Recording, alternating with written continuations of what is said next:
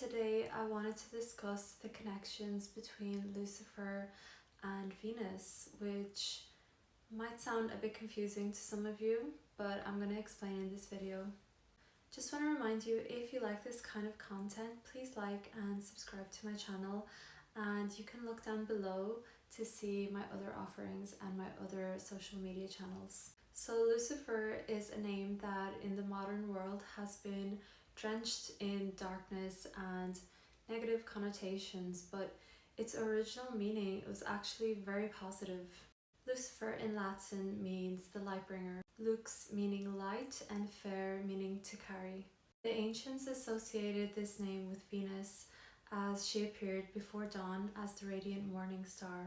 Venus was not seen as evil but as cyclical and feminine. It was seen as an archetype of illumination and also of death and rebirth, just as Venus in the sky descends and rises again in its full illumination. In this way, Venus represents the feminine ability to go into the darkness, into the death cycle, and then transcend, more illuminated, more sovereign, and more powerful, with more wisdom and illumination than she had before.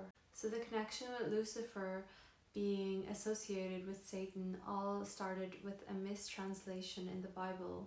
How you have fallen from heaven, Hallel ben Shachar, son of the dawn. In Hebrew, Hallel means shining one, a poetic name for Venus, the morning star. When Saint Jerome translated the Hebrew Bible into Latin, he rendered Hallel as Lucifer, light-bringer. At the time, the word still had celestial, even positive meaning. But as Christian theology evolved, early church fathers like Augustine read Isaiah's verse, interpreting it as the fall of Satan. Over the centuries, Lucifer ceased to mean the morning star and became synonymous with the devil himself. While this may have been an innocent mistranslation, it really suited the church's narrative of patriarchy and vilifying any sort of illumination seeking from outside of its grasp. Venus as the goddess represented illumination, beauty, fertility, the feminine force, sexuality, sovereignty, all things that granted women a lot of power and made them a direct link to divinity, which in a patriarchal system was not a positive thing. Now you may be wondering, well, why does this matter? Because I didn't even know this and no one even knows this. But this has created a subconscious link between the two. And that's why there has been times in the church's past where these things that are associated with Venus were associated with being evil as well. That's why women were burnt at the stake for stirring lustful feelings in men, or for being believed to have any kind of special powers or connection to divinity. These things that were sacred were turned into evil, and it still holds in our subconscious whether we're aware of it or not. During that time, feminine power became seen as a dangerous thing, and illumination outside of the church was seen as a rebellion.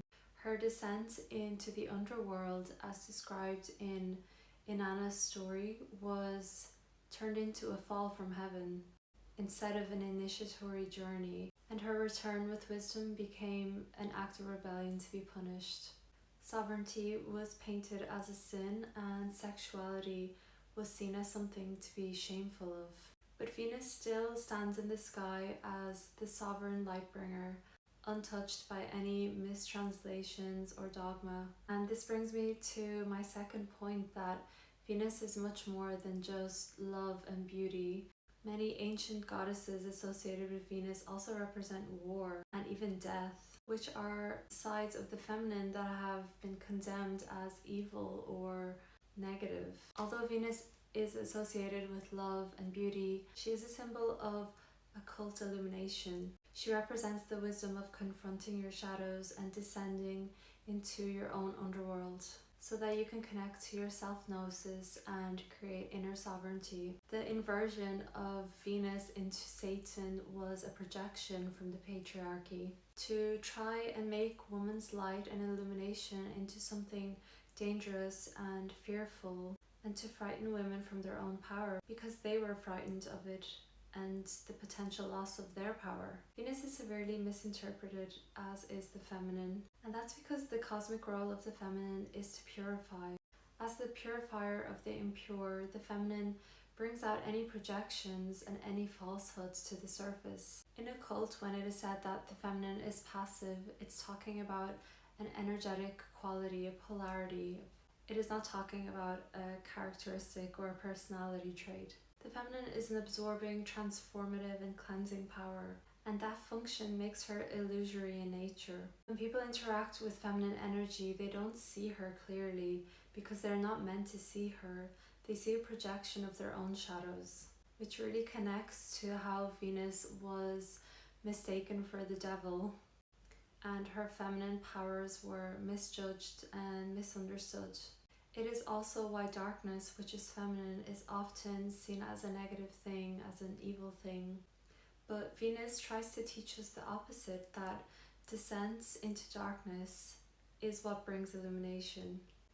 While society teaches us to fear and reject the darkness at all costs and not even attempt to face our shadows because it's too dangerous, but the true danger lies in rejecting and ignoring your shadows and being so unaware of yourself that you have no self-sovereignty. That is when you can become evil, because you can become influenced by evil forces by not having full control over your will. Someone who doesn't have sovereignty and is easily persuaded is the true dangerous person, not someone who stands in their sovereignty and power and chooses to use it for good. And this is not just for women, because men also have a feminine aspect to themselves, their anima. This is the aspect that is going to be judged and misunderstood, and people will project all their shadows onto this part of you, and you have to learn to be okay with that. But of course, women are more susceptible to this as they hold more feminine energy than men do. So something that's really important to do in order to protect your feminine energy is to create an impenetrable energy body. And this is not an encouragement for the feminine to not take accountability or responsibility for her own shadows. It's the complete opposite. It's not to paint every reflection as a projection and say, oh, it's them, not me. But it's a call to investigate your shadows from a place of sovereignty and not from a place of depending on others liking you or depending on others' approval of you.